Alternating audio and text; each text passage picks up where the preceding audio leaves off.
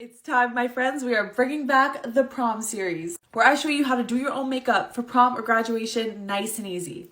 Last year I did it based on like the colors of your dresses or your suits. So let me know what colors you got. But to start off this year, we're going with a universal easy prom look, and I'm going to give you a good walkthrough. If you're anything like me, you're going to be dancing all night, so get a good sticky primer. This is the e.l.f. Power Grip. Once your primer is setting in, let's move on to the brows. This is the e.l.f. Brow Lift. I want to give the illusion of a fluffy brow, but that's also laminated. If you're going this route, you're going to want to brush everything into place first and then let this dry down. It's all dry down. I'm just going to fill it in with the NYX Lift and Snatch Brow Pen. Okay, we're done the brows. Let's get started on the base. I'm going to start with my e.l.f. Halo Glow just underneath everything. Or honestly, anything that's like really glowy can go underneath. And I'm avoiding my under eye area because I don't want it to get too caked up with product. Okay, great. We're glowy. I'm going to use the NYX Blur Foundation. Just in any areas I feel we're lacking coverage. I know how expensive things get, so I'm trying to keep it mostly on the drugstore side. I'm also using this as a base for my eyeshadow later.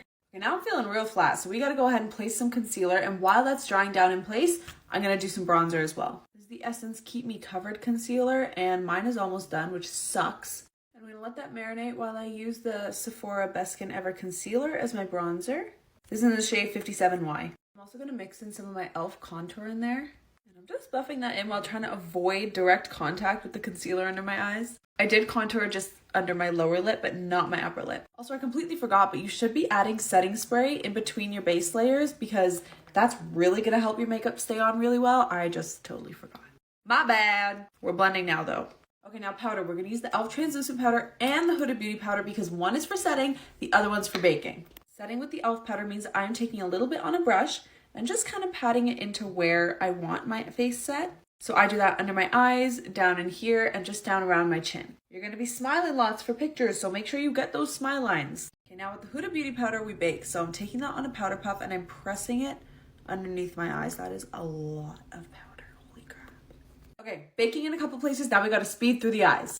Since this look is supposed to work with any outfit, I'm going in with like a neutral warm tone shade.